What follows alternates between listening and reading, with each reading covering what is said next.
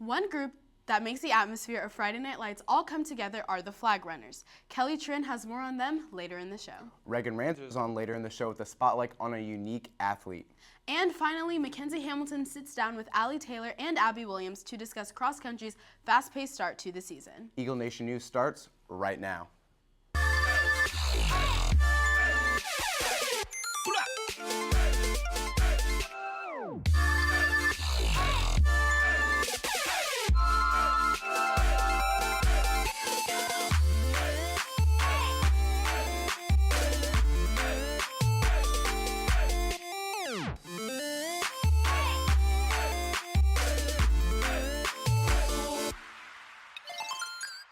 Morning, Prosper High School. Today is Thursday, September 29th. I'm Sola Kantai. And I'm Matthew Tibbetts. We start today's top stories with a Cash for Cancer update. The juniors still have a lead with a little over $1,100. The freshmen have moved to second with $928, and the seniors are in third with over $800. The sophomore class is in dead last with a little over $600.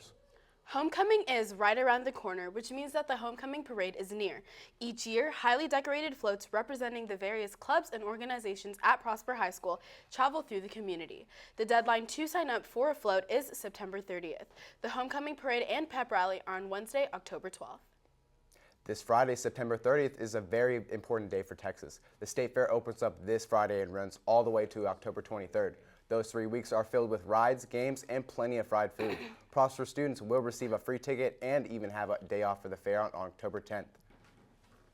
As we all know, football is a big deal around here in Prosper, Sola. That's right, Matthew, but one group we may take for granted during Friday Night Lights are the flag runners. Kelly Trin has that story. You see them before, during, and after football games. You know they run across the field with flags. But who are they? Flag runners are called the Screaming Eagles, and what their role is of course falls in the spirit category. So every time they're out there on the field at the beginning, so whenever our school song is played, they're out there. Whenever the boys run onto the field, they actually run along the side as well. And then of course every time we score, they run the field, and then they come back, and what most people don't know is they actually do push-ups with Dr. Watkins 90% of the time. So they do a push-up for every single score that's on the scoreboard. So that's what makes it really unique, and whenever Dr. Watkins joins them, it's just really amazing. They actually get to stand on the ground with the spirit leaders. So not only do you have spirit leaders on the field, but you also have our Screaming Eagles. So they're able to help lead, some of the chants and really get into the game, which makes it kind of nice as well. Year to year, the role has been handed down to generations of new brothers. Before Brantley arrived 5 years ago, flag running was done by the parents. They went to Brantley and asked if their children could do it instead. It soon became a part of the Student Spirit Committee. After the team scores, we'll take the flags and run right down the sidelines, but we have to wait until after they kick the extra point, or we will probably run into quite a few football players, which we already do anyways, so we have to make sure to try and avoid them whenever running down the sideline. Flag runners at the game, it's just something about seeing, the score and then those flags coming across the field. It's just kind of like a statement, hey, we just scored. In case y'all didn't see it up in the stands and might have been talking, we actually are showing you that, hey, we just scored, and they run right across the field, and then they'll turn around, you'll see them, they'll run back across on the track as well. So they actually run 100 yards every single time we score, which makes it really awesome. For Eagle Nation News, I'm Kelly Trin. After the break, Reagan Ranzer has this week's Student Spotlight.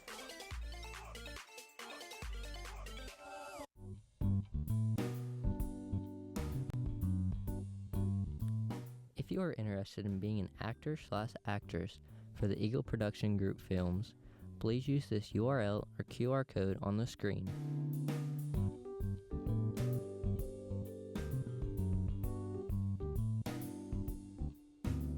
They can also be found in the production hallway or theater hallway. Fill out this form with your full name, age, and contact information. Student Spotlight reporter Reagan Ranzer sat down with a unique kind of athlete. Here she is with that story. Cycling is a bicycle sport that has three main forms of races, road racing, track racing, and cyclocross, which all contain long distances of riding. Trey started cycling when he went home with a friend on the bus one day, and the driver was talking to him about being second-ranked in the world for cycling, which inspired him to start riding.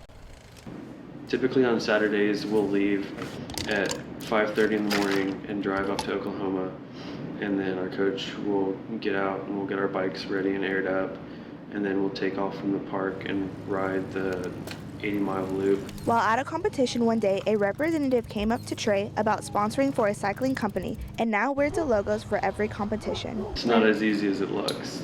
Like, everyone's just like, oh, well, you ride a bike. And I'm like, okay, yeah. And I guarantee you that after about 20 miles, you're going to be exhausted. And I'm, way up ahead of you riding the extreme conditioning and the physical shape that you have to be in to be able to complete these long rides. A cycling bike is probably different from the bike you ride at home. The cycling bike is very thin for long-distance riding and is meant for hills and harder courses. Well, we just have to be able to eat right to keep our body fat low, because it's all about being as light as possible and being as strong as we can be to be able to go these long distances and be able to complete them really quickly. We wish Trey good luck as he trains for the race across America. With Eagle Nation News, I'm Reagan Ranzer. And now here's Ethan Burden with your daily social media update.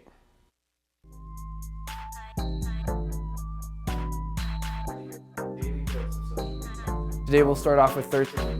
Now, just like last week, if you weren't randomly chosen, don't worry, there are many more to come. You still have a chance for next week.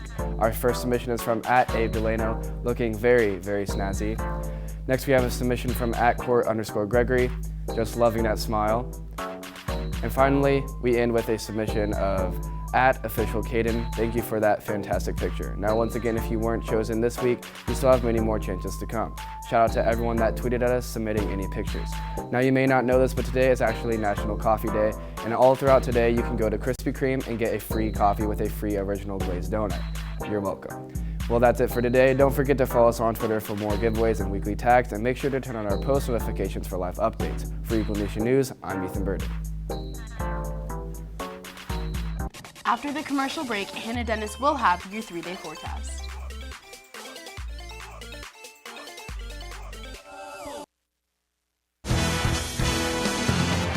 Fight!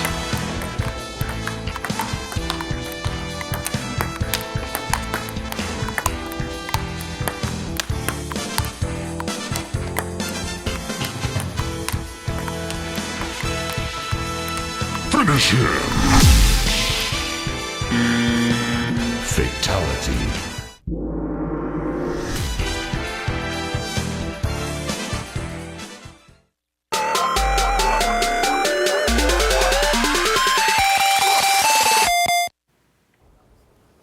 Welcome back, Eagle Nation. Did you know that there is a 1 in 13,000th chance of you getting struck by lightning in an 80-year lifetime? Lightning doesn't only strike where there are storms. It can strike near you even if the storm is miles away. The longest recorded lightning strike was 200 miles long. That's almost from here to College Station. So if there was a bunch of lightning in Dallas, there's a possibility that lightning could strike here. Now that's pretty shocking. Moving on to the temperatures this week, today the high will reach up to 77 with another cold front that passed through last night, making the temperatures drop into the high 70s for today and tomorrow. Rain usually comes with cold fronts, but will stay dry until around the middle of next week when it slowly starts warming back up into the high 80s. Tomorrow the high is 78, which is great for anyone wanting to go to the opening day of the state fair. It shouldn't be very windy either, but a jacket might be needed if you are one that gets cold easily. Saturday will reach back up into the 80s with the high being 81. Now there is no chance of rain for this weekend and it should stay sunny and cool. With a peek into next week, it looks like we'll get a chance of thunderstorms on Wednesday and the temperatures look like they might reach back up into the 90s. But that could change over the weekend if another cold front decides to make its way through North Texas. I'm Hannah Dennis and there isn't a hurricane that hit the U.S. today. After this commercial break, senior cross-country leaders Abby Williams and Allie Taylor will sit down with Mackenzie Hamilton to talk cross-country. NAHS will be offering spirit face painting in the cafeteria for a small donation. If you want to get your spirit on, please see a NAHS face painter before school on pep rally days.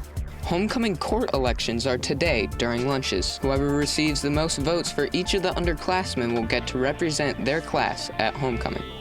Orders for homecoming mums are being made on September 30th, October 6th, and October 7th. Online orders are made at www.themumshop.com.